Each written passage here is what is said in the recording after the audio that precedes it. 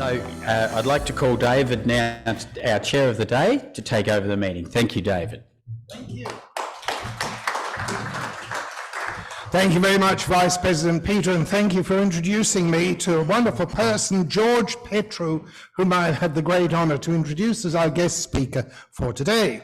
George Petrou, P-E-T-R-O-U, migrant, portrait artist, graphic designer, author, and especially cancer vanquisher. George Petrou OAM was awarded the OAM for services to the visual arts and to veterans. And he's also a patron for TPI Victoria, which helps totally incapacitated people. Now, if you've been to museums in France or Government House in Canberra or various military institutions across Australia, you will have seen George's portraits. And I thoroughly recommend to you, when you're on your way out, to purchase what I would call an art gallery between beautiful covers of George's portraits with associated stories of people who have served their country with valour, and some really interesting things. I'll talk more about that after George has finished, because that's going to be his main topic of conversation. George began painting portraits in 2010 after being diagnosed with cancer, and he decided that he would dedicate more time to painting amazing Australian men and women who sacrificed so much, and of course, obviously has a deep passion for history. The book tells George's personal story and of how this commitment to honour the service to many Australian service personnel helped him vanquish cancer, and how his work has touched thousands across Australia and overseas. I'll say a few more words after, but in the meantime, please welcome, and I quote here Cheryl Lacey in her reflection, to continue the canvas conversation, great artist, George Petrou. Thank you. Thank you, David, for that magnificent introduction. I think you've stolen my thunder. I think everything I wanted to say you've just said. But thank you, David. I must get a copy of those notes too. Okay. Now, are we working at the moment? We are. Now, because I can't quite read that opening paragraph, that is the first paragraph to the book, and it really sums up my connection with the book. The serendipitous moments that have occurred have been pretty amazing, and I'll probably mention a few of these along my presentation today. Okay, so George Petrou, as David mentioned, born in Cyprus. We came here, 6 children, mum and dad, back in late 1956. We grew up in South Yarra, a tiny little house in South Yarra. Went to the standard sort of public school, Hawkesbury State School, Paran High School, and then after that I decided I would become a graphic designer. So I did a course at Chisholm Institute, and have been running my graphic design business since 1979. It still runs. So that's really my background, my working background, that is. As David alluded to, back in 2010, I was diagnosed with cancer. So perhaps it was a bit of a time for me to reflect. Maybe I'd been working too hard, and maybe I need to just take things a little bit easy, perhaps, and slow down my hectic pace with my work, which I thoroughly enjoyed. So I thought this may be a good opportunity to perhaps take up one of my hobbies, and that was painting. Prior to 2010, I'd been painting some abstract paintings, which I sort of enjoyed, but they weren't giving me a lot of joy, because I just thought I wanted something a bit more meaning. So I thought, I do have this passion for Australian history. So I just said to myself, I wonder if I could incorporate these amazing, these stories, these books that I've read about these incredible Australians. And I thought maybe I could introduce perhaps take up portraiture and introduce some aspects of their life and incorporate it, rather than just do a straight portrait. Because for me, I just thought because I love these stories, I want to try and incorporate some of the elements of their life into the portraits rather than just a straight portrait, which for me, because of my abstract background, I want to incorporate some of that abstractness to the portrait. So that's what I've sort of endeavoured to do. So I've just gone too fast, of course I have. There we go. So what's the book comprising of? It comprises of 3 main exhibitions that have toured Australia. The first one being The Lost Diggers of Vignacourt. You may be familiar with the glass plates that were found in 2010, 2011 by Ross Coulthard. There were some glass plates found at this little French farmhouse in the town of Vignacourt. Kerry Stokes purchased, I think it was about 4,000 glass plates. He donated 800 of them to the War Memorial, and they're on permanent display there. In 2012, I was visiting the War Memorial for a function, and we were given a brief tour of the War Memorial, and part of that exhibition, part of that tour was these portraits, the Lost Diggers portraits, and when I saw them, I was just sort of gobsmacked. I thought they were so different to what we normally see. They were very candid photographs of our diggers who were in Vignacourt on an R&R. So Vignacourt was one of the rest camps from the Somme region. So the diggers would go there for about 7 days just to refresh themselves and go back to the horrors of war in the Somme region. So that was the first exhibition that toured in 2015. The second exhibition, the touring exhibition, was a collection of work I did on the Victoria Cross recipients, and they sort of started from our very first, which was Sir Neville Howes from the Boer War, and the very last one that I painted was Cameron Baird, who was our 100th VC recipient at the time. Since then, we've had another one added, Teddy Sheehan. The third touring exhibition was about 10 great Australians, and they sort of vary from Weary Dunlop and Nellie Melba and all these wonderful Australians. So, and the fourth part in the book I've called From All Walks of Life. So these are portraits of Australians who, quite a lot of them are living today, so they're not, all the book is not about past diggers, it's current soldiers and people related to the military. When the book began in 2020. It was just as COVID was hitting. As I mentioned, I run a graphic design business, and my staff were working from home, so I had the studio to myself. So I thought, I've got all this free time, what am I going to do? So I thought it might be a great idea perhaps to bookend the exhibitions that I'd been touring around Australia, and I thought it was a good opportunity. I'd met a lot of family members of the people that I had painted, some daughters, sons, granddaughters, and I thought it may be a great idea to perhaps engage these people to write a little story about the subject of the portrait, and not so much about their military service, just aspects of their life, what they did before they went to war, what they did when they came back. So that was the idea, was to put a book together. How the book involved, I'll just skip through that because it's not, we are limited by time, so that's perhaps not so relevant at the moment.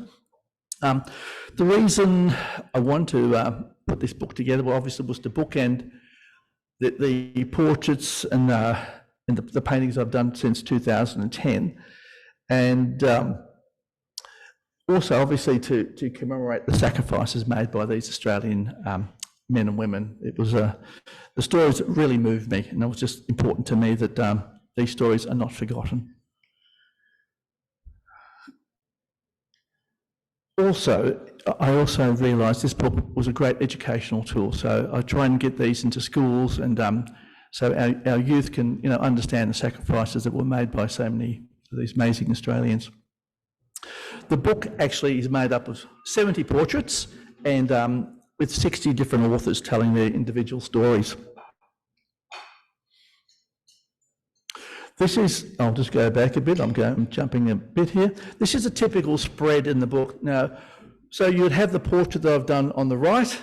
The story in this case was written by Angus Wilson's granddaughter, who lives in Glen Iris, and she's actually a neighbour of ours. So she has written the story here. The bit on the bottom part of the page is an artist comment. So I would make a comment on each portrait as to why I chose that portrait, why I chose to use a white background as opposed to a red or black background. So it's just my thoughts on the portrait itself. And then what we have photographed all the authors. We photographed them. Our daughter is a photographer, so she's gone out and photographed all the authors, and we've chosen backgrounds that relate to the story. Angus Wilson lived in Williamstown, and the family grew up in Williamstown, so we thought it'd be a good idea to go out to Williamstown and just photograph on the pier there. So that's Jan, his granddaughter. And the other side, you'll see the photograph there, is the original reference that I used to paint the portrait. Not quite sure how well you can see it, but that's what we have. Also, in this case, not only was Angus Wilson's granddaughter alive, his daughter was alive. So that's the lovely lady there in the pink, Joy Davies. So she has since passed, but it was lovely to meet Joy, and this is a photograph that was taken in our lounge room. I'd actually done 2 portraits of Angus Wilson, and that was a second one that I had, and I actually gifted it to the family as a thank you for Angus's service. Jan was telling us a little story, and it's written on one on the side with a white type and black background. She was telling us how Angus was in the trenches playing cards with his mates, and the story goes that either he was losing or someone was cheating, and Angus was not impressed, so he got up and just stormed off, went away for a couple of hours just to cool off, and when he came back, everyone playing cards was dead. A bomb had landed nearby, so it just shows battle, the traumas, the bad luck you can have. Some of my favourite stories, there are quite a few. I will mention the first one. The first one is a story about Angus, Walter Spencer. Walter Spencer, and my portrait and the photograph that I used as my reference. I was at a Remembrance Day service in 2019. My daughter Grace was taking the photographs for the Boxhill RSL service, and I was just standing in the background there just watching proceedings. And a young chap came up to me, and I've been hitting buttons, haven't I? A young veteran came up to me and recognised me. He's a TPI veteran, and he did 4 tours of Afghanistan. He said, "You're George Petrou, the artist, I believe." I said, "Yes, I am." He said, "I'm very familiar with your work, particularly the Lost Diggers of Inchicore." And he said, "My mates are here, they know who you are. Would you be happy to spend some time with my mates and just talk about what you do?" And I naturally said I'd be delighted to do that. So we had this lovely chat with his mates, and when we finished, we sort of said our goodbyes, and I just felt a connection to this young man, and I thought I must get in touch with him. And but he got in touch with me before. He rang me that night to say thank you for spending time with us, and I said, "Well, it was my pleasure." And I had decided when I'd left that meeting with him that I wanted to gift him a present. So I decided I would gift him this particular portrait. It is of Walter Spencer. So when I spoke with Mike, I said, would you accept a gift from me? And his reaction was, "Thank you, but you don't need to do that." And I said, "I know I don't, but I really would like to. So if you'd like to send me a forwarding address, I'd like to send you something." So I sent this portrait, and all I said was, "This is a portrait of Walter Spencer, and he lived in Richmond." That's all I told him. He rang me the day he received the portrait, and he said, "George, you're not going to believe this, but Walter Spencer is my wife's great-grandfather." So these are these moments that sort of blow me away.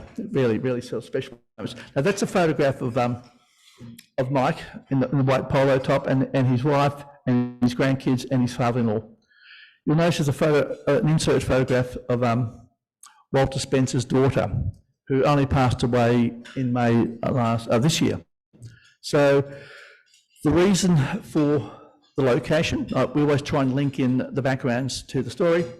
Walter Spencer also worked for the railways, and he worked at Hawkesbury railway station.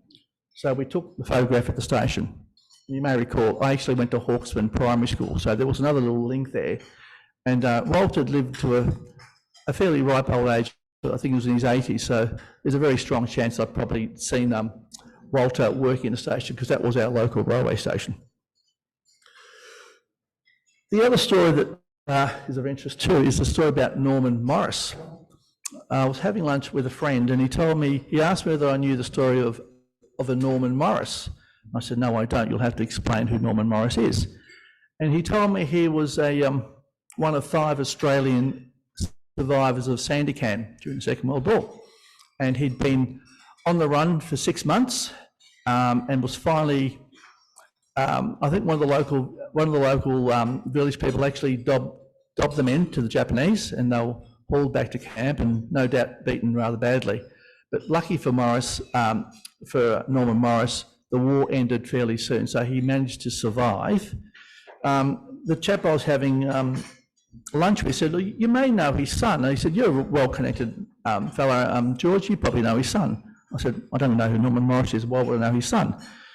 He said his son's Russell Morris. I said, yes, we all know Russell Morris. I'm sure everyone in this room knows who Russell Morris is, the singer.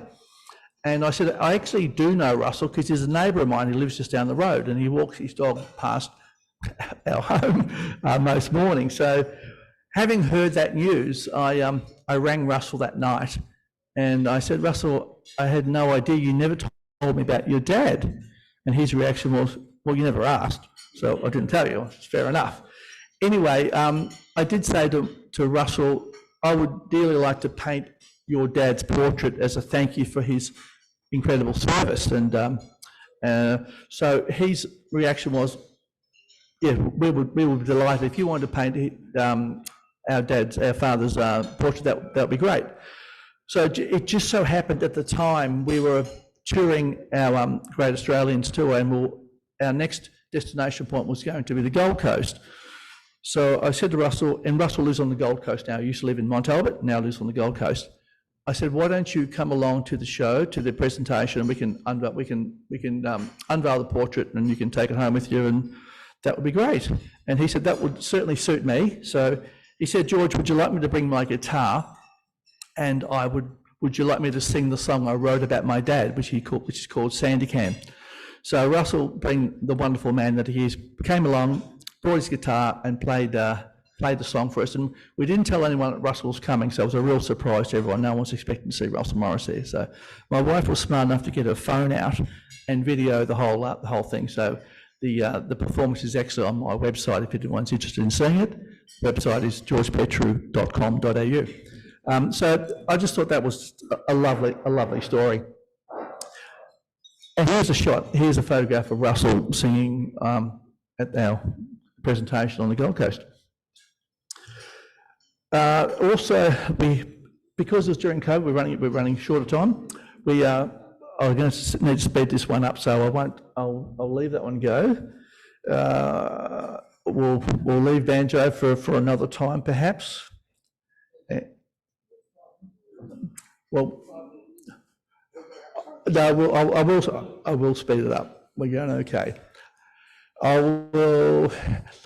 Here are 3 portraits of 3 lost diggers. Now I'll keep this one brief, but this is very much of interest. These are 3 unknown soldiers from the Lost Diggers collection. You'll notice the backgrounds I've used are basically black and white. Because they're unknown, I don't know whether they survived or whether they died. So that background, the black and white was obviously didn't survive, white was he survived. The interesting one here is the chap in the middle. He's one of our favourite he hangs in our hallway. We have a very soft spot for this chap, this unknown digger. 3 weeks ago, he was identified as Private James Dillon from Launceston. So this chap has been unknown he has been unrecognised for 104 years. He now has a name, which I think is really special. So, it was, when I heard the news, I was so excited. So excited. Very briefly, our very first VC, Sir Neville Howes, our 100th VC, Cameron Baird. This is one of Neville Howes, now the name is incorrect here, that is Rupert Moon, VC. The reason I have that one there, I talk about trying to incorporate some aspects of their life. Rupert was a fanatical horseman. He loved his race, going to the races, and he also enlisted as a bugler during the First World War, so I thought I'd just incorporate those aspects there. I will quickly, Lambus and Glazos, has Lambus done a presentation for the Melbourne Rotary? No? No, okay. He does a lot of talks around Melbourne. I thought maybe he may have presented his story. We won't have time for Hector. This is a fabulous story, a very personal story for me, but we'll just quickly run along. The contributing authors to the book, Sir Peter Cosgrove has written the foreword for the book. Our current Governor-General, His Excellency David Hurley, has written a story on what sacrifice means to him. I won't, the names there, I'll just quickly speed through these. Book sales, I'm donating all profits to veteran charities. So it's something that I've wanted to do for quite a while. And thank you very much. Thanks for listening to me. I hope I didn't go over time too much. My watch was fast. Sorry, my watch was fast. Stay here, George.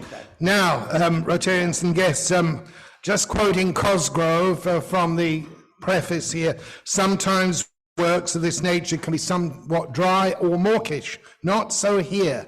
The Art of Sacrifice, George's book, is vivid, striking, and attractive. And as George has said, all proceeds go to charity. What a great book for Christmas or for un-Christmas, for birthdays or unbirthdays.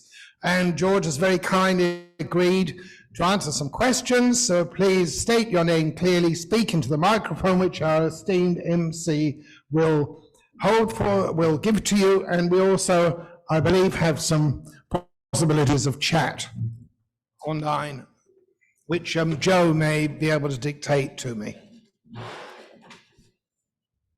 Nothing online. Questions? Anybody questions? Questions, comments? More information. I've obviously answered everyone's questions. What can I say? No, there's always an embarrassed silence. Yes, there always is. Yeah. David cut you off in your prime, Victor. That was the problem. John Pebbody has a question.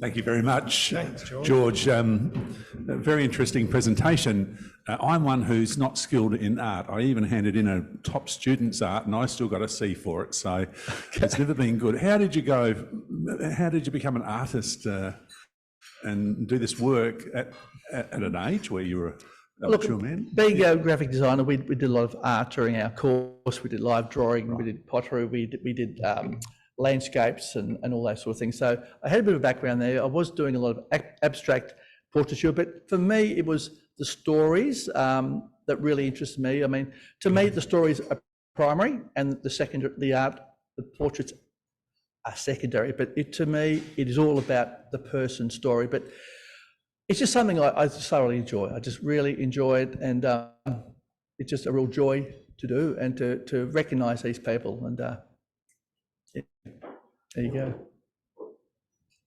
Sue McCarthy. Thank you. I'm interested. Oh dear. I'm interested in the one that's hanging in your hall that got identified after more than 100 years. How did it become identified? Okay, it was identified by a lady, the lady who runs the gallery in Vignecourt in France. I have a couple of portraits there. Her name's Valérie Vasseur. She was skimming through a 1918 Tasmanian newspaper, and there was a lot of soldiers. There was about 30 soldiers or so, and that particular photo of James Dillon was in the newspaper, and she identified it. It was very distinctive because he tucked his scarf inside his pockets and he had his cigarette hanging out of his mouth. The interesting thing is, when she saw the photograph, it was the exact photograph that I painted from, but for some reason, I don't know why, the cigarette had been retouched out. Now, I don't know how you do that in 1918, but maybe his mother didn't like him smoking, I don't know, and they took it out, but I couldn't believe it wasn't there, and I've seen the photo, it wasn't there. So there you go. A couple more questions up. Peter Holling. Peter, Thanks, George. Peter Holling, yes. I did enjoy that, George. I'm enjoying your book too. Thank you very much. I'm Thank you. halfway through it and it's really good. Thank you so much. Just wonder if you can tell me where you might be able to see some of your art hanging, especially if there's any hanging overseas, maybe in Belgium and France. Yes, there's as I alluded to, there's two portraits at the Vignecourt Museum. There is one there's actually two about to go over to France. It was going to be during Remembrance Day, and I was going to go over with the minister, the DVA minister, but he decided to go in Anzac Day next year. So we'll be donating one of the portraits from the book. It's of a chap called Leslie Blake, who lived in Hawthorne, who was born in Hawthorne. So there's that one. And I recently heard a story about the first Australian who died during the First World War. His name was William Malcolm Chisholm, and I was only told about the story about 3 months ago, and I was so taken by the story, I decided I want to do a portrait of him, and we will be donating that to the museum where he's buried in France. So look forward to that. Just one more question. Thank you from Pete Hollingworth. Thank you for that marvellous contribution. It's quite remarkable, and I can't imagine how much work was involved in pulling all that together and connecting with people. And it doesn't surprise me at all that you found all these unlikely left field connections, because that is what happens. It does. And the further you go in life and the older you get, the more it happens. Exactly. And I'm just very interested to hear a little bit more about you, the project behind the scenes.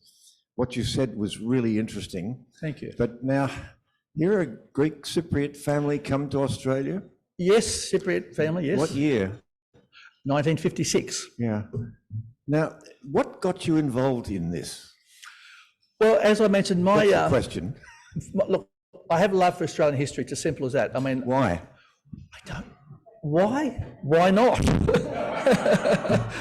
I love reading about success stories, people who have come from nowhere and achieved, and it's not about it's not money, it's the contribution they've made to society, and I love reading about the humble Australians, and I'm about to embark, my next project is 12 great Australian women, and I've already earmarked who they're going to be, and they're all extremely humble, just like our VCs, very humble people.